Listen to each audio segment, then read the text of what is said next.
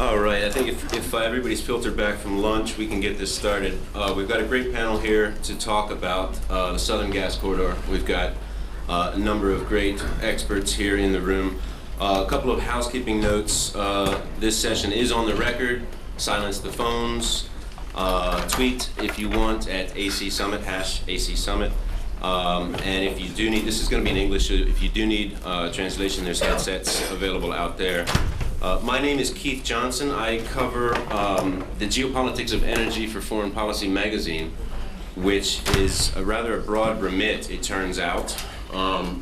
Broader than I thought when I took that position. But I was thinking about what the Lithuanian energy minister said yesterday. Energy is politics, which is basically what I write about, and that, I think, to a large extent, is what we're going to be talking about today with the Southern Corridor. You have the biographies of our panelists, so I'm not going to spend any time going through who they are. And we also have a short schedule before we get to the next session, so I'd like to dive right in. Ambassador Cekuta, for at least a generation now, we have been hearing about the Southern Corridor, and it has come up tangentially in most of the panels over the last couple of days. What is it about a big metal tube going across Turkey that is such a big deal for policymakers in the US and in Europe? And with so many pipeline projects out there, from Nord Stream and South Stream and Turkish Stream, what makes this one so different? Well, I think, again, you come back to that basic point about energy and politics. But it's actually maybe more basic than that. It's energy and security.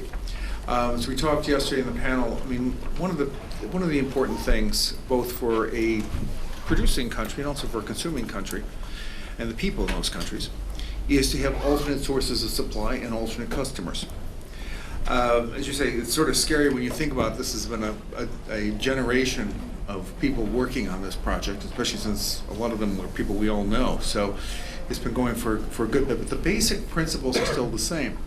If we go back to what Azerbaijan was doing in the 1990s, trying to move the oil out, it's the same situation today.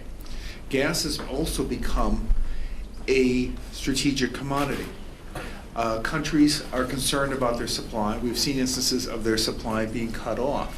And so they need to be able to know that they will have what they need to generate power, to generate heat, to take care of the people, to use it as well as an important industrial feedstock. So for this reason, the US has been working with Azerbaijan, with other countries for, you say now, 25 plus years, on these pipelines. One of the things I would just sort of mention in terms of the Southern Gas Corridor is that it's practical.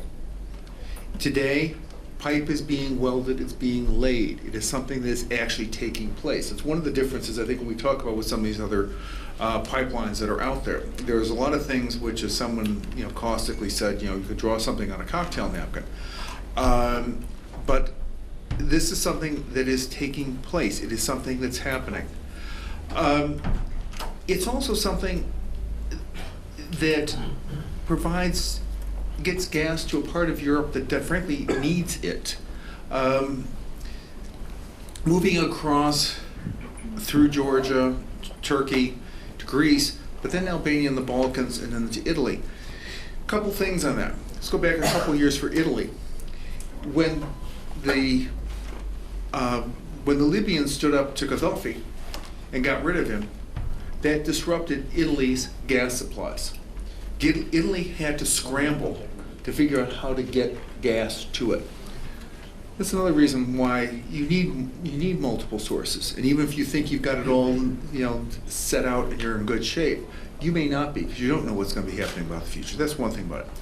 The other thing about this pipeline is that, particularly in southeastern Europe, this is a part of the world which I think has been discussed in some of the other sessions, which is not particularly well connected in terms of gas supplies.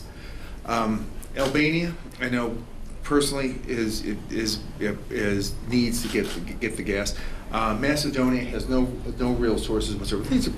Macedonia is not on this leg of the pipeline, but it can be in the future. This is a pipeline that can also be expanded, that can provide gas to others along the way. That's why it's important to be looking at this too in terms of things like the Greece-Bulgaria interconnector, or also the idea of a pipeline that might go up through Romania into Serbia, which also needs gas. So I guess what I would come back to on this in terms of the takeaway is that the reason we the United States government, have been working on these pipelines for all this time remains valid today, which is getting energy to people that need it, so that there are multiple sources, multiple routes, and thereby give people that assurance of security and frankly, well-being. Great, fantastic. No, and you actually brought up a couple of issues that I want to get into with some of the other panelists as well, so that's fantastic.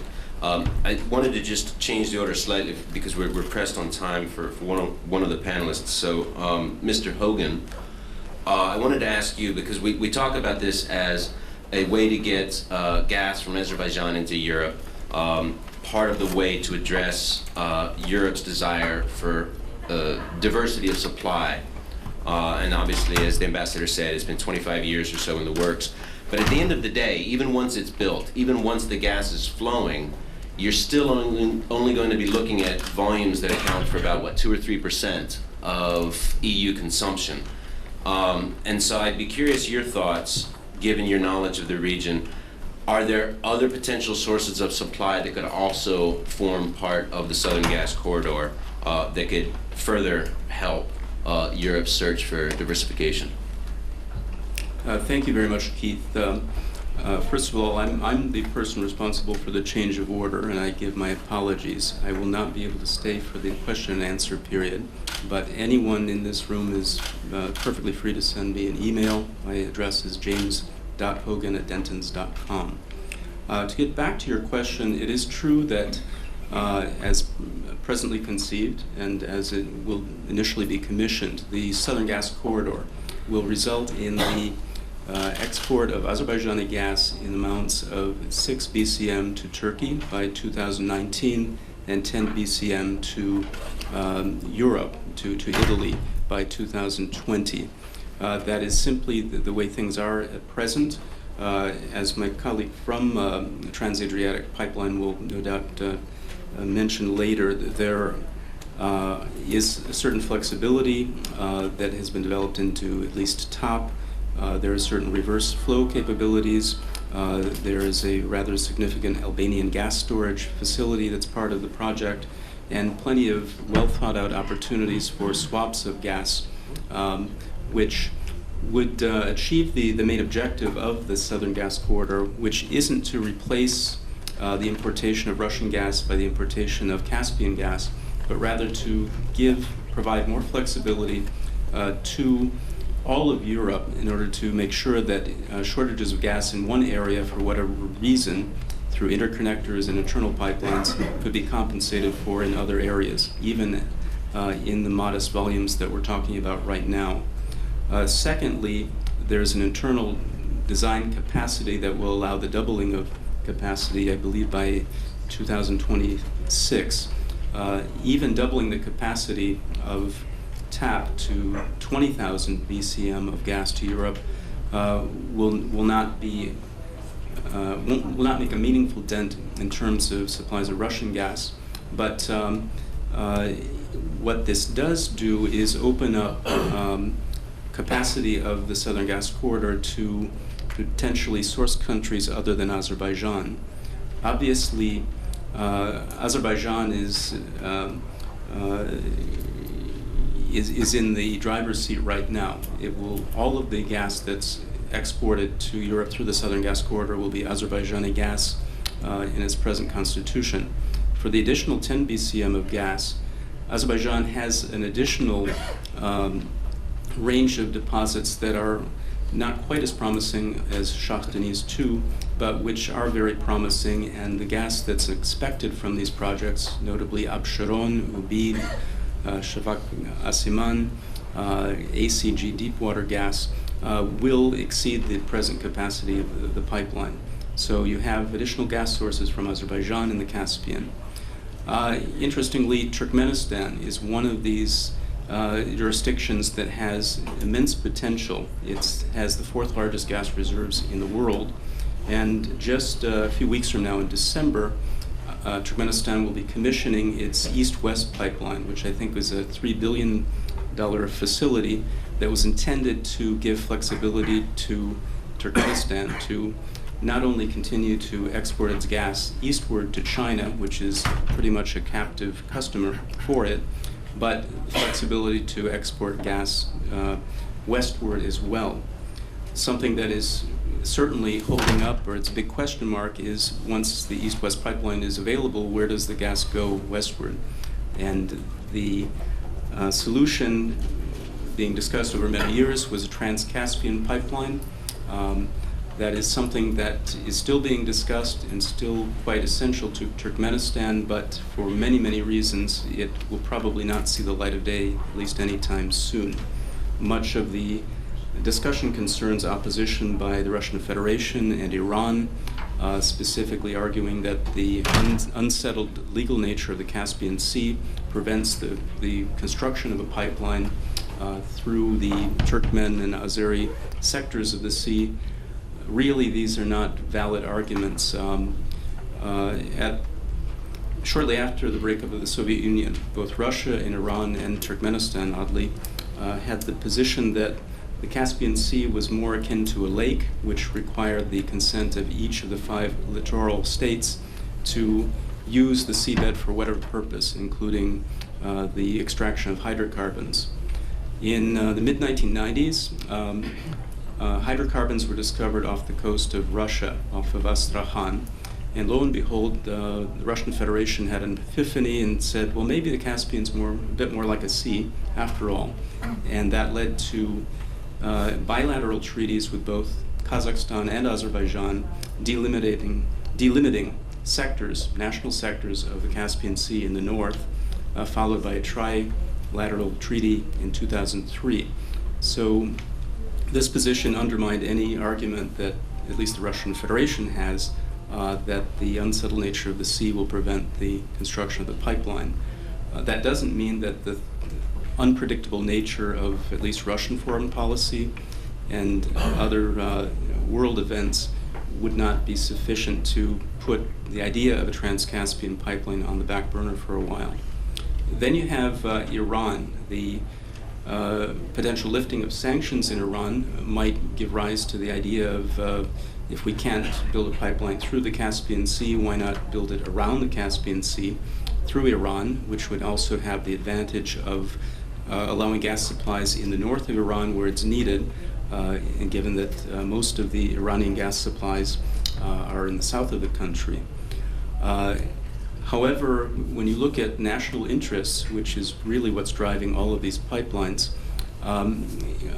Turkmenistan has the 4th largest reserves of gas in the world, and guess who has the 3rd largest? It's Iran. It's far more likely that Iran would not want to compete with Turkmen gas and would not want to become a transit country.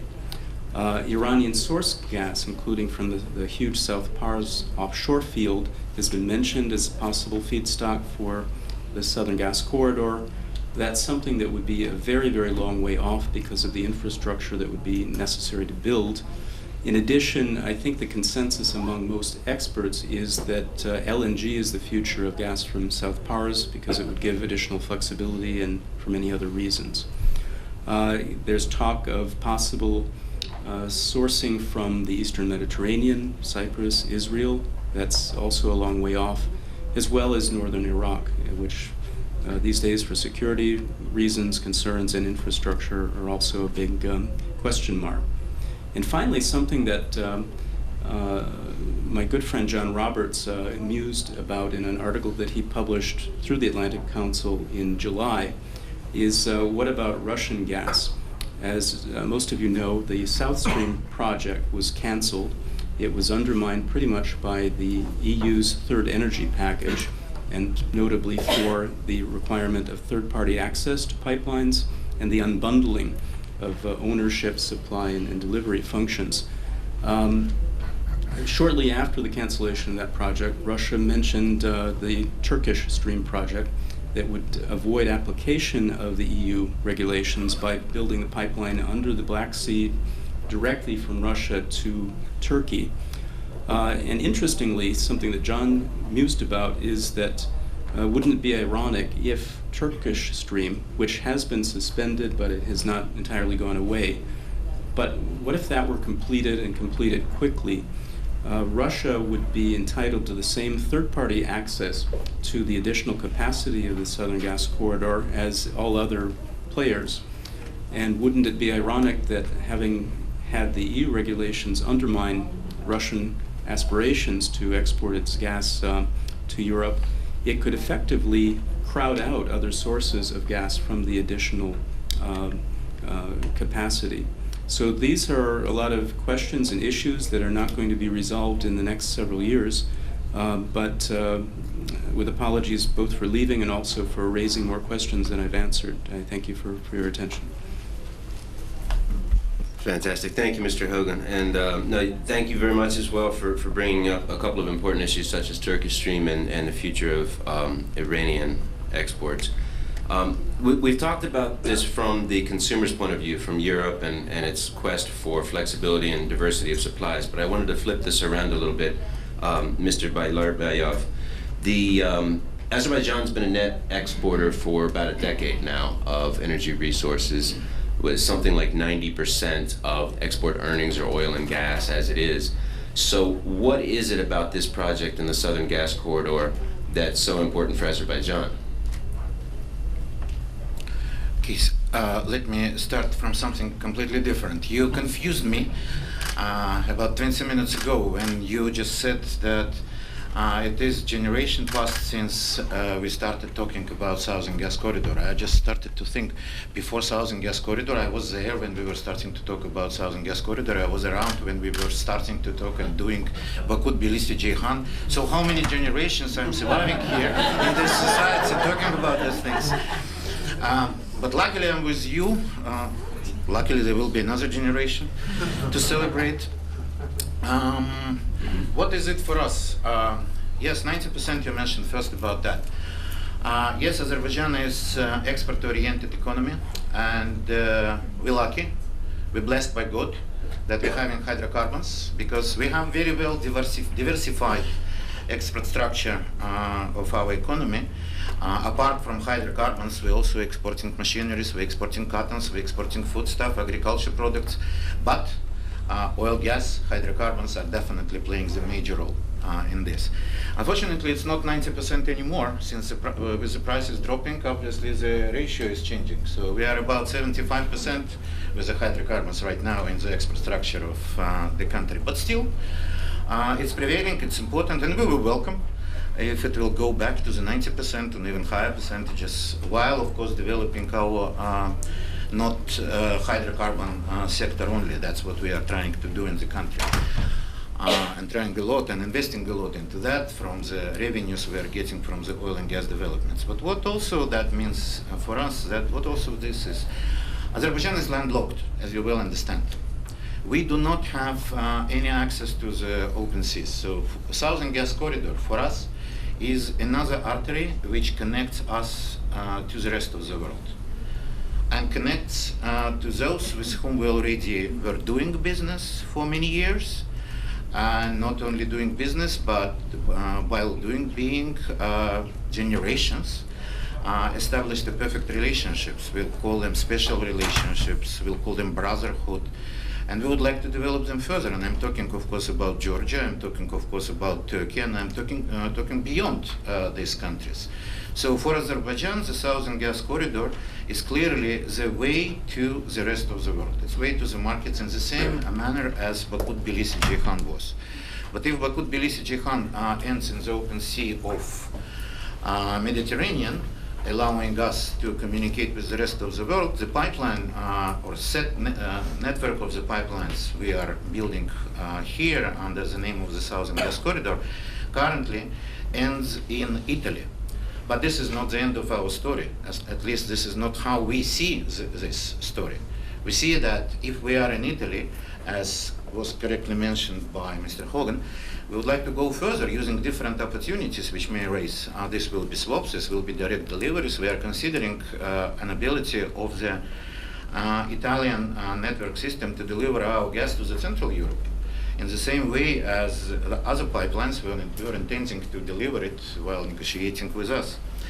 We're also considering to develop the corridor further, building different interconnections and reaching countries which are also isolated, but isolated in the different sense, if you wish, from us. We are landlocked, but they are islands in the different ways. They are energy islands. And we're talking about Bulgaria, for example, which has a single source of supply at the moment, but which is aiming to get another source. And that's why we signed with Bulgarians a contract to supply them 1 billion cubic meters of gas, but implementation of this contract requires construction of the interconnection between our Southern Gas Corridor and their system, the system which will be connected also to the network of the pipelines in Greece. That's one. Another is continuation is Ionic-Adriatic pipeline, which I'm sure you will be talking about it, but that's again important connection. So what is gas for us? For us, Southern Gas Corridor and gas in it is obviously energy. Energy which is special, that's greener than some other energies, that's greener than coal, for example. That's energy which will be available to all when it's distributed to the gas distribution system of a particular country. It will be available to all. So this is energy for many. This is energy which is greener. This is energy which is more efficient, if you wish. But also, what is energy? Energy is power. So if there is a lot of energy, then there is a lot of power.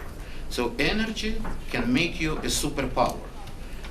Azerbaijan is not looking to be or expecting to become a superpower. We cannot be superpower because we do not have that much gas, as some people may think. Yes, we have a lot of it.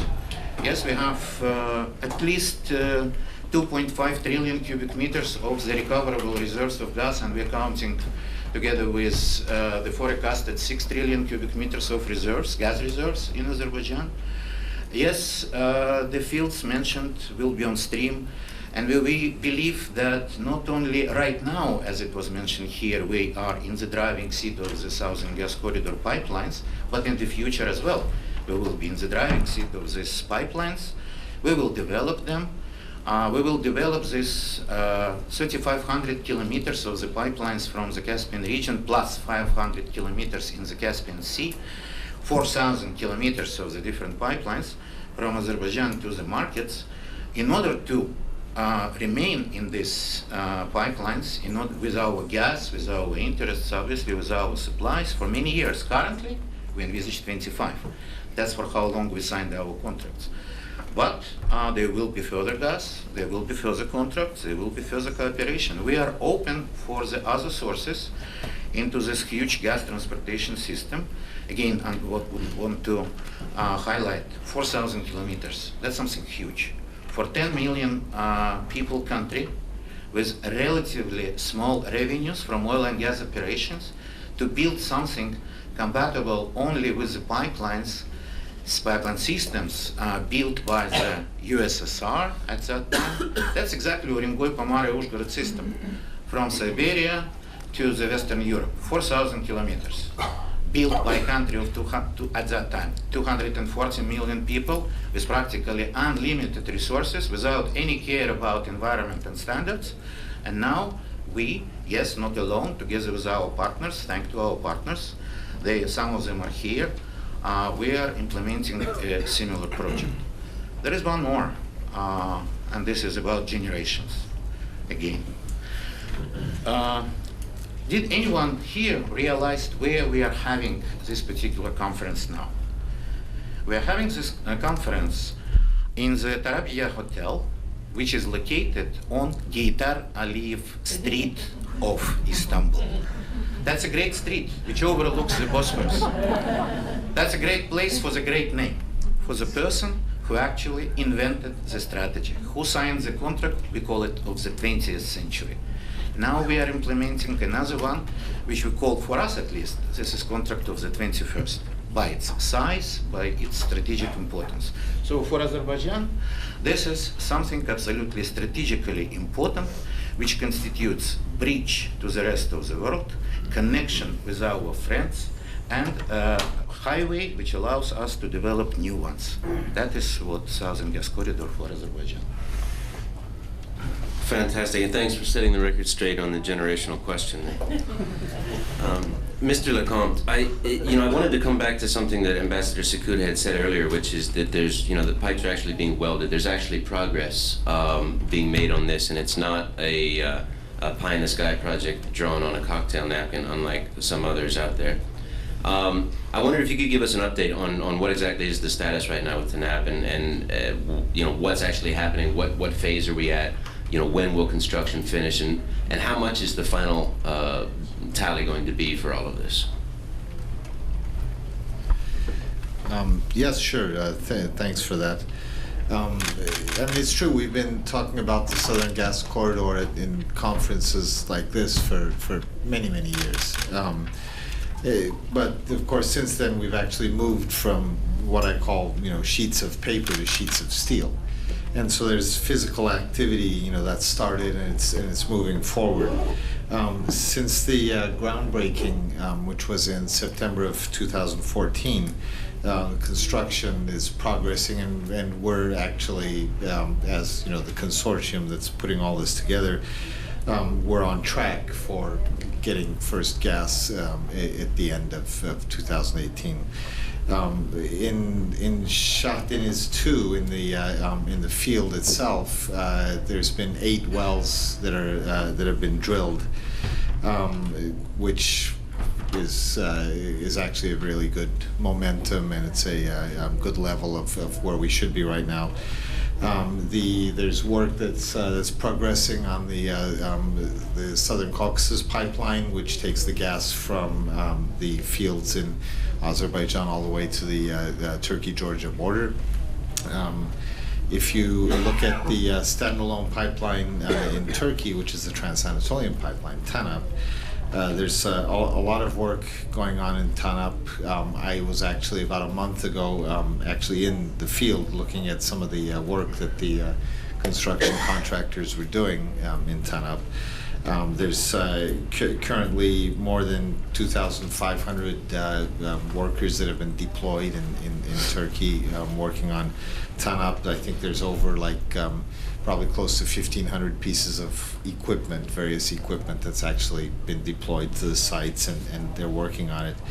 The last I heard, there was more than probably around 350 kilometers of right-of-way that have been kind of cleared, and grading and leveling is going on. But the best thing is that when you actually go there and you see people actually putting pipe together. So pipe is being welded, and they're in different spreads or different lots along the pipeline construction. So it's really fantastic to actually see the progress happening. My colleague from Trans-Adriatic pipeline is here, so I'll leave it to her to talk about the progress on TAP later. But at the end of the day, it's as my colleagues here have been saying, it's hugely important. It's a collaboration between 7 different governments, 11 different companies, I think. 11 gas buyers in Turkey and in Europe, and so when you add all that together, it's really a project that's a massive scale. $45 billion is the total amount of investment if you look at it from end to end, and that includes, of course, all the work that's done in the field in Shah Deniz with the offshore platforms being built, and additions that are being built to the onshore terminal, and all the different pipelines. And of course, this translates into thousands of new jobs all across the value chain from Azerbaijan all the way into Italy. That's kind of the latest update, I think, on the Southern Corridor. And of course, if you have questions, we'll get that at the end. Thanks.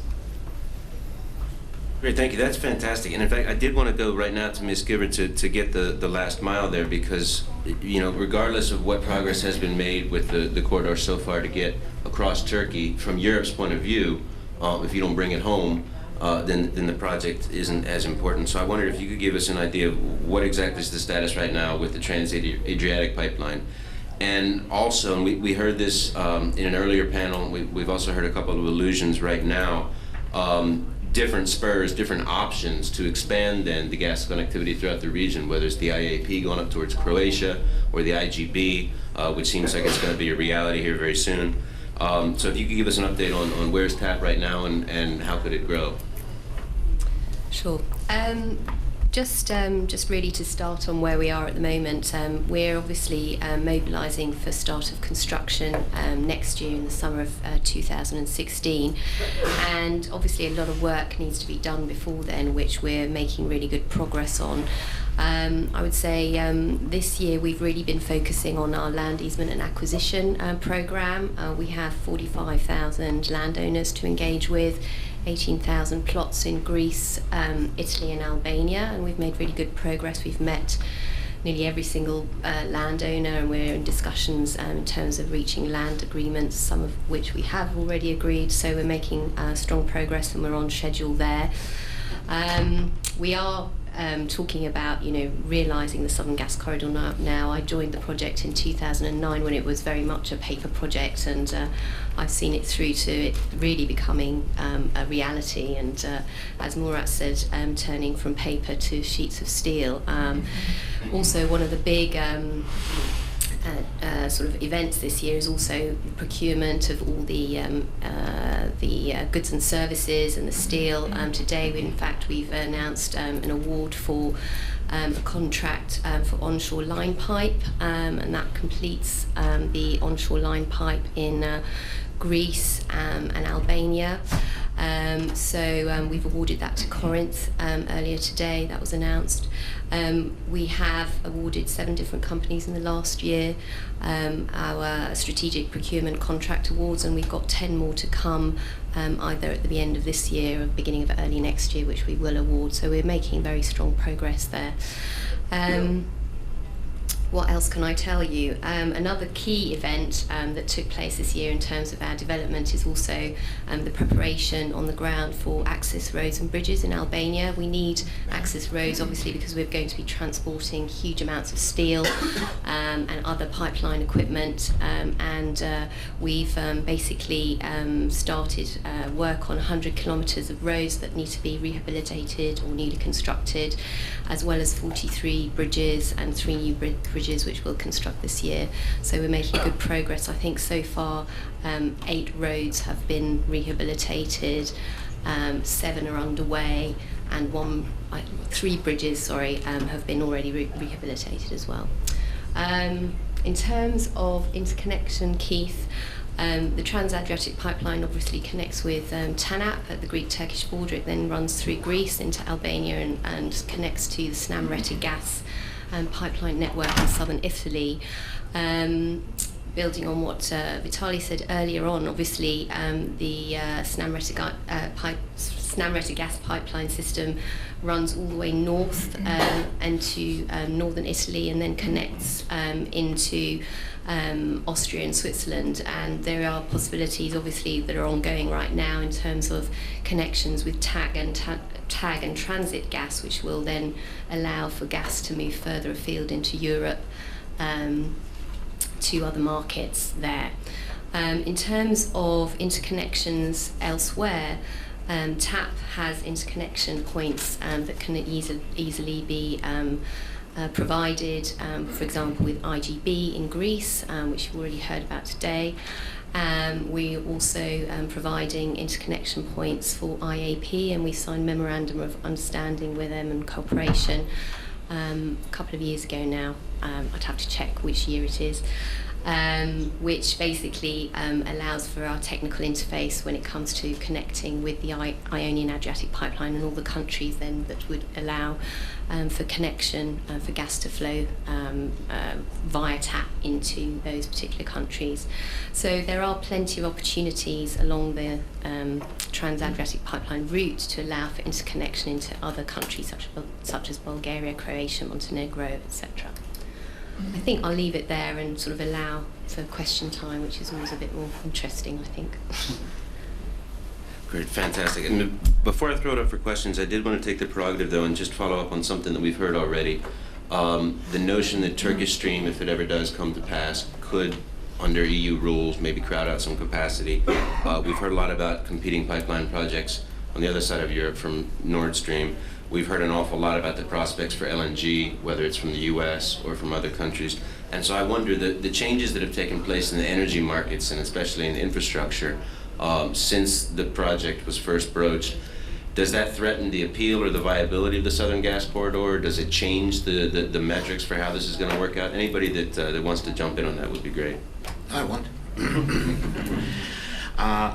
Of course, there was a lot of planning, a lot of scenarios, a lot of conversations, and there will be further a lot of scenarios and conversations and changes in the energy politics. We see that sometimes pipelines are changing their planned or projected capacities. Sometimes pipelines are disappearing. Some projects are announced and replaced by the others. If we will be, and prices also jumping, if we will be connecting our strategic projects with from time to time happening changes, obviously we will not implement any project. But if we will rely on the long term, the most important for me equation, the balance between supply and demand, and if we will take into account that indigenous production in Europe is sharply declining to the extent that we believe that by 2035 about 2/3 of the European gas consumption will be coming from the imports, then we will probably see that not only gas from Azerbaijan, but also gas from Central Asia, gas from all the countries mentioned by Mr. Hogan before, LNG from the United States should be there in order to serve this obviously very big need in the additional sources. And the more sources will be available, the better it is. We will be there, as I mentioned, with Southern Gas Corridor, which is already fixed and guaranteed by the transportation commitments and purchases commitments for the next 25 years. As I mentioned, from our end, this is not the end of the story, but from the others as well. So this corridor, at least, it will be welcoming any other gas which will be available to get into it, whether on the territory of Azerbaijan or across the whole value chain in Turkey, in any other country where gas may come into. No one else wants to jump in on that. We do have a couple of microphones floating around the room somewhere for any questions. We've got one over here.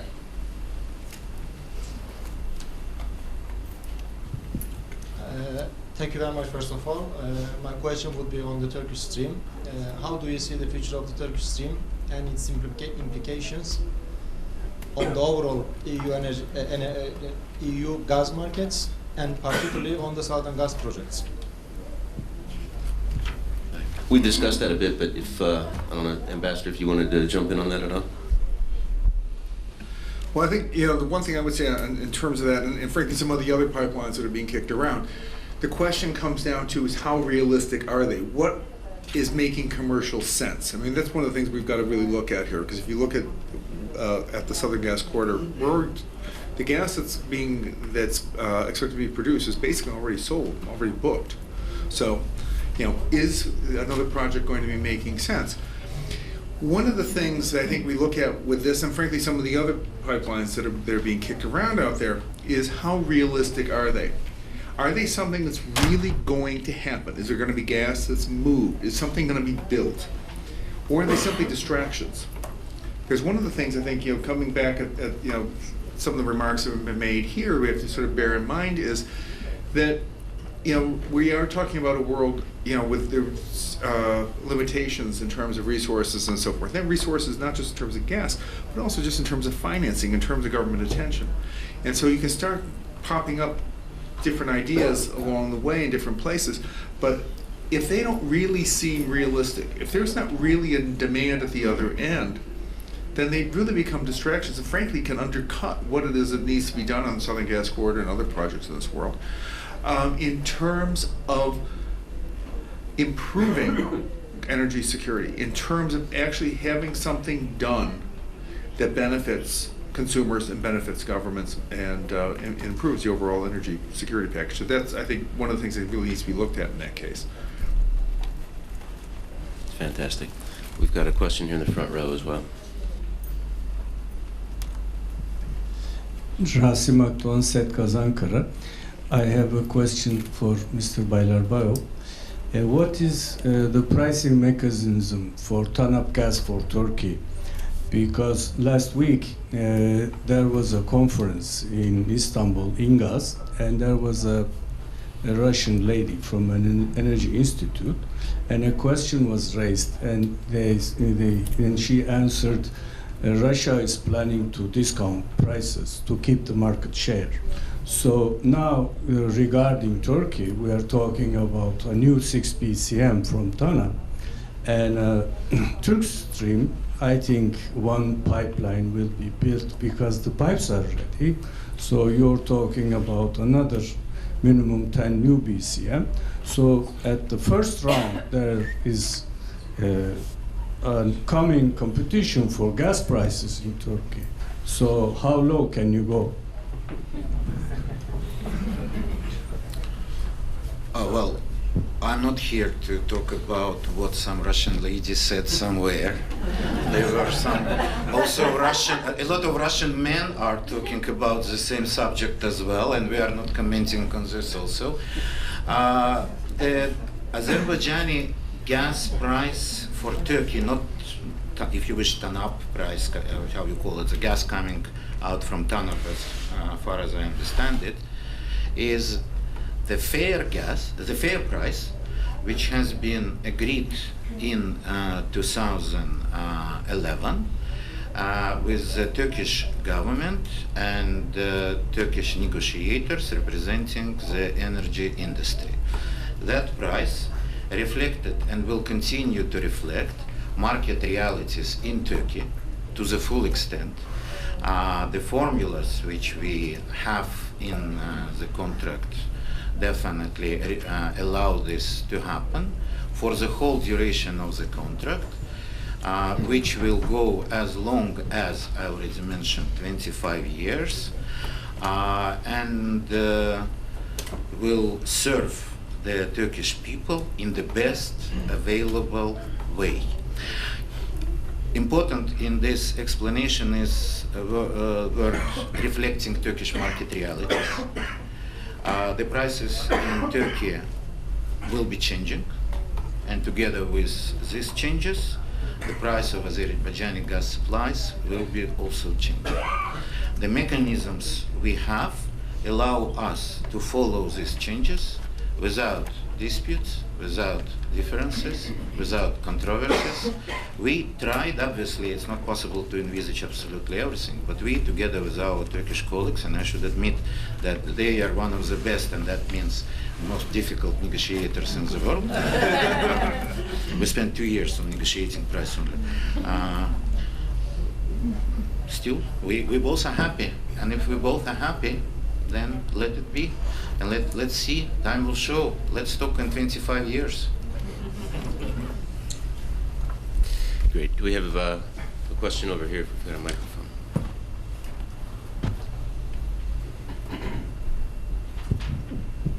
Thank you, Mr. Chairman. My question is Mr.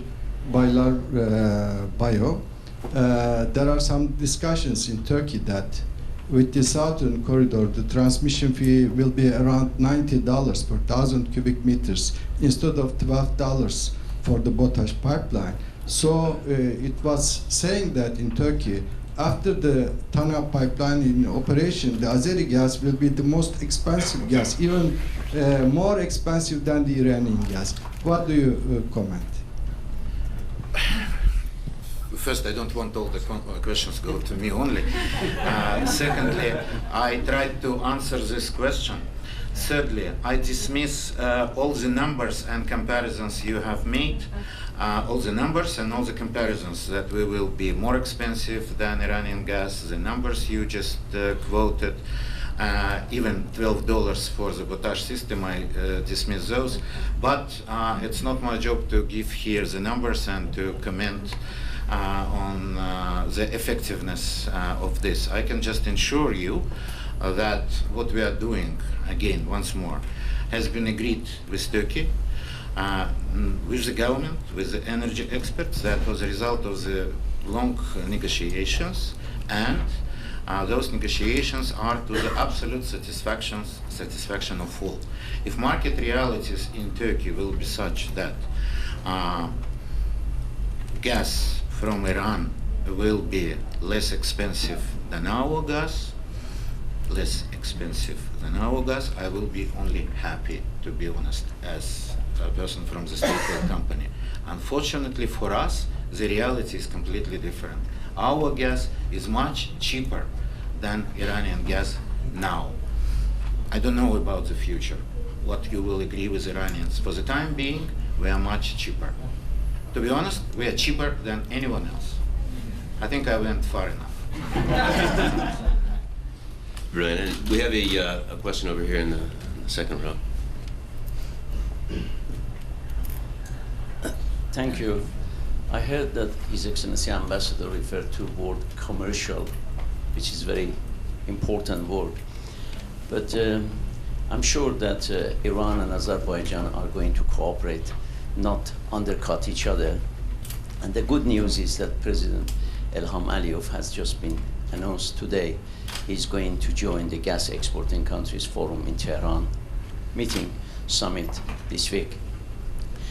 What is important, I would like also to refer to what President Rouhani said last year in Davos, that now it is the time that consumers and producers get together, and now USA is also an exporter, because producers looking for security of demand, obviously consumers are looking for security of supply.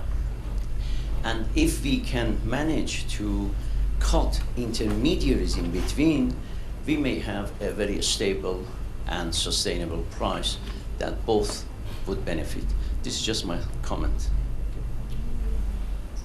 I don't know if anyone wanted to address that at all. I might just say something, I guess, because I got the title that was referred to.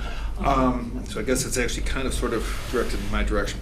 A couple things I would just sort of say, and I would say basically one thing, producers and consumers do get together. It's called the market. This is something that's going on all the time. Companies are bringing them together. These are things that are being worked out. Now, I think in terms, if you can go back to OPEC and things like that, and I mean, some of the discussions that have taken place in other sessions regarding this gas group that's coming together, just representing a country that is one of the world's largest energy consumers and one of the world's largest energy producers. We have this going on all the time. And I think one of the things that is key to be thinking about here is the efficiency. And you were talking about the prices and so forth. Well, that's going to be coming from efficient markets being able to function. And I think, again, something I want to come back to with the Southern Gas Corridor is that this is being built, this is happening, yes, because there's needs, and certainly governments have been involved in trying to help this take place. My own government, the president, my vice president, others have been active in helping this move along. But it's also taking place because there is a commercial need. There is a need for this energy in Europe, in different parts of Europe. We also have to remember, too, that in Europe, not every place has the same access to energy. There's a different picture for gas and energy supplies in Albania than there is in Germany. So this is something that makes sense, and I think there's certainly room for dialogue on different things. Or there's the International Energy Forum. There are other fora out there where different parties come together. But we have to sort of remember that probably what is really sort of working here, and I think sort of picking up a little bit on Vitaly's remarks, is that there is, a lot of this does going to have to be done through the market. May I just very briefly comment? Thank you very much for your comment. I just would like to mention one thing. Being properly exempt and from all points of view protected, Shah Deniz and South Caucasus pipeline are developed in the close cooperation with Niko, our Iranian partner, who is full-scale partner in accordance with all exemptions provided, and a good partner and a good friend. And with you, we also cooperated for many, many years. And for us, extremely important is to mention 25 years which I mentioned, $45 billion which will be invested but should be recovered. All of this requires peaceful and stable environment. So what we're trying to achieve also by building these pipelines is to, as I mentioned already, to put countries together. We are always for the stability in the relationships. Stability is not possible to achieve without having peace. Peace in Caucasus, peaceful solutions in Caucasus, justice in Caucasus, including justice to my nation, which is suffering from the occupation of the neighboring republic, is one of the conditions for successful 25 years successful implementation of this corridor, other corridors, and relationships, primarily economic, but also political and all other cultural, social relationships which will be following the development of this project. That's why we are investing. We are investing into the future, multicultural, multi-dimensional, where everyone will be present and everyone will be welcomed, whether into the pipeline or to the social elements of the life. That's again my short intervention, and thank you very much for your comment. Next, do we have any other questions? We've got one over here. Hi there. At the Iraqi Kurdistan session this morning, there was talk of, very ambitious talk of shipping 20 BCM of KRG gas a year to Turkey and some of it onto Europe from the early 2020s. I just wonder to what extent you think this is likely, feasible, to what extent those planning pipeline routes across Turkey are factoring this in. I just pointed out. Well, I guess for you as well, there's the KRG say this gas will be very competitively priced. You know, I sent, from what I understand, the amount the KRG are paying, it's like $1.50 per million BTU. I guess they've got a margin on that, but still, the expectation is this will very much undercut the price of other suppliers to Turkey. If it will be competitively priced, then there need to be someone who will nicely buy it. I believe that if it will be nicely priced, there will be always a perfect set of the buyers. From our end, as I mentioned, the pipelines are built in order to transport our gas and others' gas. If there will be an agreement, we will obviously be happy to cooperate and to provide transportation capacity in TANAP or any other system which will be at that time available for the transportation of this, as I also mentioned, other gas which may come onto the territory of Azerbaijan or on the Southern Gas Corridor way to Europe. Any point, any connection is welcomed. Gas is gas. It doesn't have nationality. Yeah, it has important elements. Containment of the ethane, methane, and the other stuff. It has sometimes politics, and sometimes constitutes power, and as I mentioned, superpower. But still, for us, this is just element important, extremely important in the development of our infrastructure. If there will be buyers, then there will be capacity. Then this gas is welcome. I mentioned also that we will be developing our own fields and obviously aiming to keep this Southern Gas Corridor as full as we can, but any other gas will be always welcomed. We're down to the last few minutes, so if we've got any more questions from the audience. If not, there was one final point I just wanted to follow up on that the gentleman had raised when he spoke about security of demand, because we've been talking about supply the entire time. And when you look at the European Union, the gas demand that it had a few years ago, it still has not yet recovered to those levels. We've seen the advent of new energy sources, whether it's coal in certain countries, renewables. The Albanian Prime Minister spoke the other day about the great renewable energy potential in Albania, for example. And so one question I just wanted to pose at large is, to what extent is there concern actually about future European demand for, say, this expanded 20 BCM? Is there going to be a future in which Europe does not need as much natural gas as we thought, much the same way that everyone thought Chinese gas demand was limitless, and it turns out that the reality is looking a little bit different? It's a brave crew. I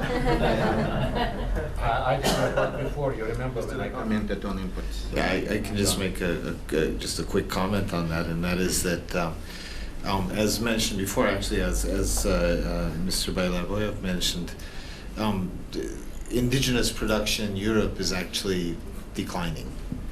And so, with that decline, when you start to look forward, to like 2025, 2030, 2035, what the European gas demand picture is going to be, there is some growth. And where is that growth coming from? It's especially coming from Southeast Europe. So the Southeast European countries, there's going to be an increase in gas demand. But more than that is the decline in domestic production. And so, with that, Europe is going to need more and more gas as we look forward. The BP Energy Outlook is a report that's published every year in January, and so it's a bit out of date now because it came out in January. But coming up, in the next couple of months, we should see some figures there, some graphs that actually show the what the demand-supply picture is going to be in the coming years.